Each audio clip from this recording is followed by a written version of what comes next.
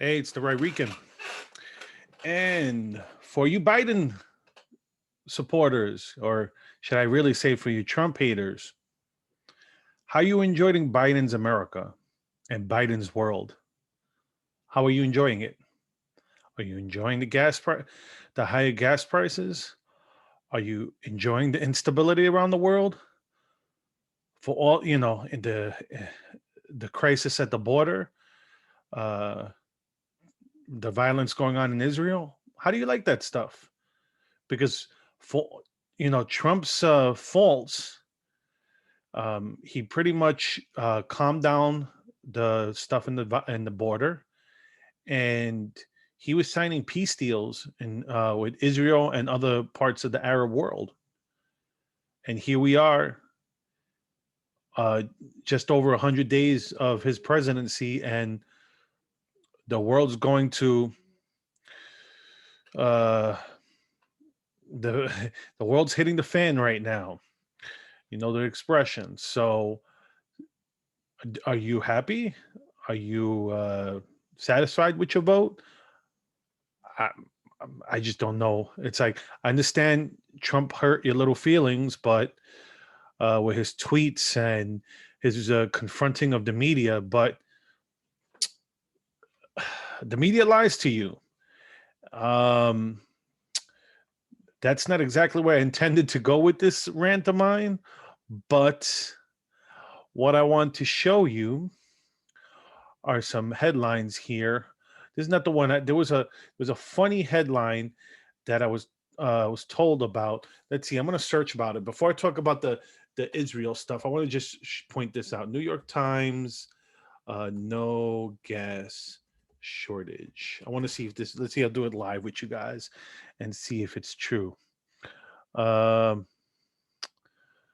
of course not. Let's see. Oh no, it's just here on the here goes. New York Times gets ratio after claiming there's no long lines. There's no long lines for gas, which I could tell you for a fact they are, because I had a friend of mine that lives in South Carolina.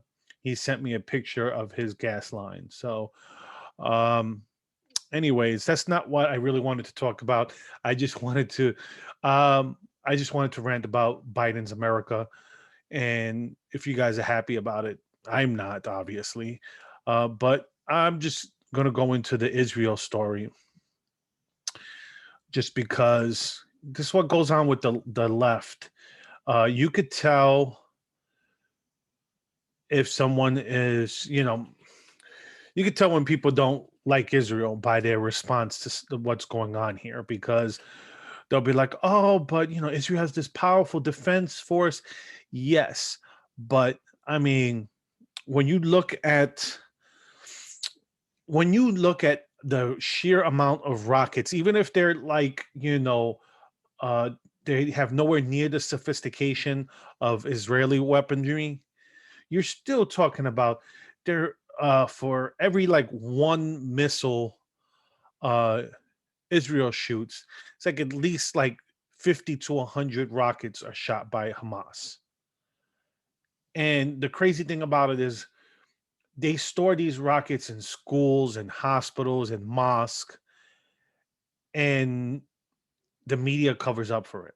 That's the crazy thing here. But uh, here's a story from the Daily Wire, and my sources. Of course, people are going to say that they're biased toward the Jews and Israel, and I'm gonna be like, oh, guess what? Probably then I'm not the channel for you, because I'm biased toward Israel and toward the Jews too. Having grown up around them, it's just um,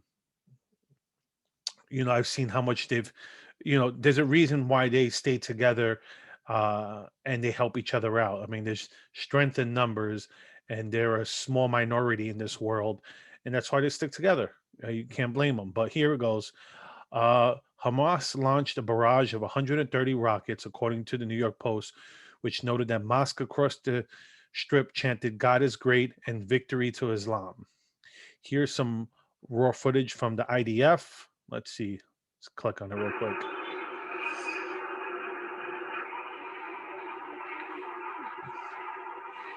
That's basically the Iron Dome protecting that protects Israel. It's not perfect, but it would be a lot worse if it wasn't for the Iron Dome. You could see how much. Here it goes this day because it says it there. It was blocked on my end. This is the moment the Iron Dome intercepted a barrage of rockets. So yeah, so this is let's see if this has some of the stuff I wanted to share that I found on Twitter. There's one angle there. Look, one of 100 rockets that were just fired from excuse me, from Gaza. Oh, really? Okay. This is the problem with going when you go uh you just do things unedited like I do. But yeah, let's just wait it for it to load up. Let me close this here. I probably forgot to sign in. That's how I'm getting commercials. But it is what it is. So here's a bus, 100, one of the 100 rockets that were just fired from Gaza toward Tel Aviv in central Israel exploded on a civilian bus. Okay, imagine hearing this sound and having seconds to run for your life. That's what people in Tel Aviv are hearing right now. Let's check it out. Oh, okay. Okay, that's, I'm sure we could. Let's see, was it? This is Ben Gurion Airport in Tel Aviv, a civilian airport. Hamas funded and provided weapons by Iran is launching rockets in hope of killing innocent people or downing a plane. Let me see. Wow. This can.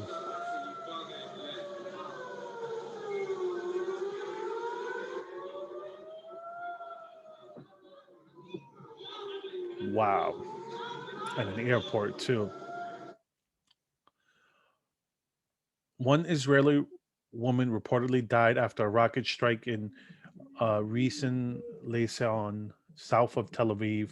Haaretz reported 3 Israelis were killed as hundreds of rockets were fired from the Gaza Strip.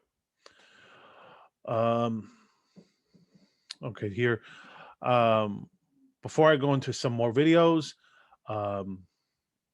friend of the show that I've had on, he is headed. Dove is heading to Israel, and situation in Israel with the missiles. But I have never been more excited to travel to Israel, to be with my people, to be part of what is going on. People of Israel defending themselves against the terrorists whose goal it is to destroy the state of Israel. So, can't wait to get on the plane. Can't wait to walk the soil of Israel, and we'll report back to you about what's going on. But with God's help, Israel is strong. Israel will be victorious, and the Jewish people live forever. It's really crazy. You just saw the missiles at the airport, so that's why he's delayed. So he's on his way over there, and safe travels from the Right Rican show. And um, I pray that everything goes well. That's one of my bucket list trips is Israel. I would love to go to Israel and see Jerusalem and see where the places where Jesus walked, see the churches and all that. And, just to see where all the Abrahamian faiths share territory there. So hope he's safe. And I'm going to keep showing some of the images of what's going on over there. And let's see, here's something here where you see some results of some of the rocket attacks. Let's see. I'm just going to go through here. There was some stuff I wanted to see. I wanted to show. Come on. Here's some of the fires that were going on.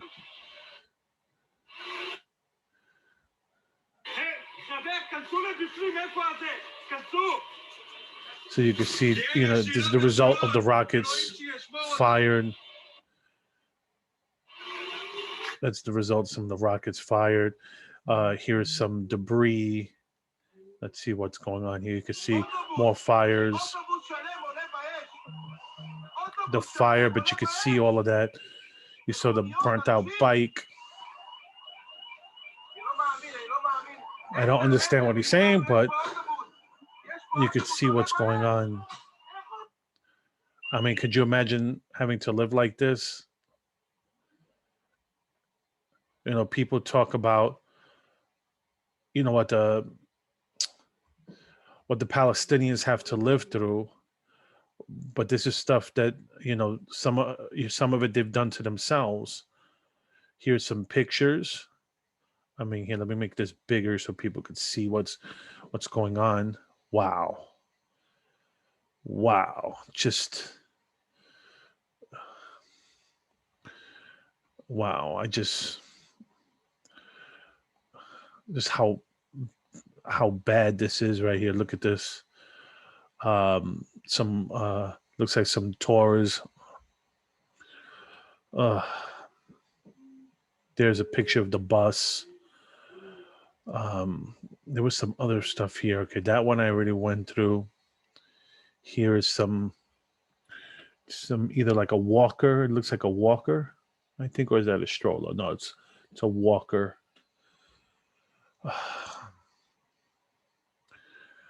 It goes here. Over 600 rockets were fired into Israel since yesterday. An elderly Jewish woman and her caregiver have been murdered when a Hamas rocket fired from Gaza hit their house in the southern city of Ashkelon. The Onion's stupid. Of course, leftist rag at this point. Nothing they really say is funny anymore. I'm just going to go through some of this, and I agree with that. And wow. Some people, it's true. Some people don't care about the Palestinians. They just hate the Jews. And so I'll just go back to the beginning when I spoke about, so for you people who voted for Biden, is this is what you voted for? Because, you know, they sense weakness or they're getting appeased, and this is what's going on because of that.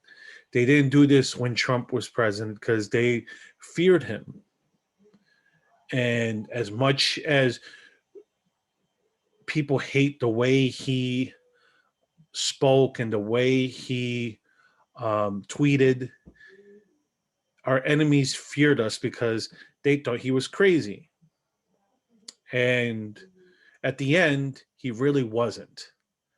At the end of the day, people people complain about why he, like, his coronavirus policy, but he didn't do a federal all-encompassing approach. He took a federalist approach and let states handle their business. He decentralized power instead of centralizing power. Instead of taking advantage and trying to gain power, he pushed it to the states and let them do their things. That's why you had some states with super lockdowns, and you had some states where they really didn't lock down. That was more red states that didn't lock down and the blue states that totally locked down. I mean, look what's going on in Canada right now. Thank God we didn't get that bad. I mean, you did get some ridiculous stuff in certain states like New York, New Jersey, California. Excuse me. But this is welcome to Biden's America and Biden's world. Anything bad that happened, it was blamed on Trump. Now, listen, I'm not one of those people that think the president should get all the glory and all the blame. It's kind of like I look at the president like a quarterback in football. Do you need a good quarterback? Yes. But eventually, once in a while, a Trent Dilfer will win the Super Bowl. And if you don't understand football, I, you know, ask someone to who watches football to explain that analogy to you. You, um, but when you have, that's the problem when it comes to presidents. They get too much glory and too much blame, and but right now, that's the world we live in. And Biden's, taking the leftist approach to the world, and you can say what you want to say about Trump's volatility, but his volatility didn't extend to the world and to uh, the economy and all that stuff. He stabilized the border for all his volatility. He stabilized the economy with all his volatility, and when it came to our the foreign policy, he's, as much as they complained about his volatility and his stance with our allies, but we still they still we still had peace around the world. You know, North Korea respected Trump, especially after what he did. Our allies, I like the media always like to say that they found him the laughing stock of the world, but who's laughing right now when you have China threatening the Taiwan, you have Russia threatening Ukraine, and now you have Palestinians shooting rockets into Israel. This is stuff that, if this was happening under Trump, forget about it. The media would be up at arms, but because it's Biden, what's going on? They wanted Biden, so they protect Biden. This is why, if there's anything, look, if you're an Israel supporter and you're someone on the left, I don't want to say you're a leftist. You may be an old school liberal who supports Israel. Look at the bad coverage of CNN, MSNBC, CBS, ABC. Look at the one-sided coverage. If you believe that Israel has the right to defend itself, and then you hear these news reports blaming Israel for everything, then think to yourself, if they're wrong when it comes to Israel, what makes you think they could be correct on everything else? That's my issue when it comes to the media. If you see there's one thing that they screw up on, that they have their bias, that you see that you 100% notice their bias, but you think they're fair coverage on everything else, I have a bridge to sell you. That's why when people, I love when people tell me, oh, you Fox News watcher. Look, us on the right, we watch Fox News, we watch CNN, we watch both sources. We don't just watch one source. You guys on the left, and studies show it time and time again. You guys rarely watch the right side of news. You guys rarely go to Fox News. I think it's something like, I forgot what the study was. It was some ridiculously high, like 90% of your news consumption is left wing news, where people on the right, it's like 50, I want to say 55, 60% of their news that they consume is from the right, and the other 40 is from the left. So,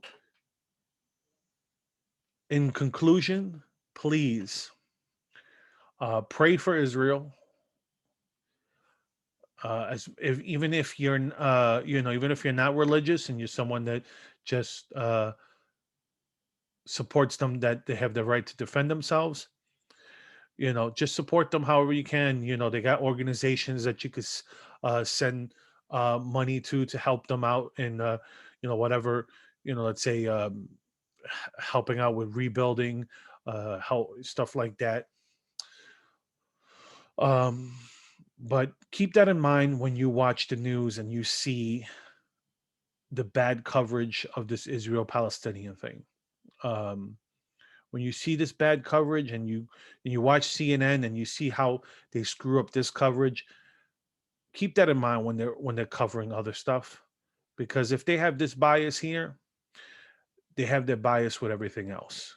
Because there's no the any Anybody, whoever tells you that they're neutral and they have no bias, those are the ones that are lying to you. The ones who are telling you they have a bias, they are aware of their bias, and they're sharing it with you, then at least you know where they stand. Like I told you from the beginning, I will always lean toward the side of Israel. I will call them out if they do something extremely heinous, but I will still say that usually I will say they have the right to defend themselves, and that's it. That's where I'm going to leave it. I hope you guys enjoy my content. I'm the Right Rican. You could follow me on YouTube or Rumble. That's where you can see my videos. And you could also follow me. You could follow me on social media. I am on Facebook, Twitter, and Gab. Me saying, have a good night, everyone.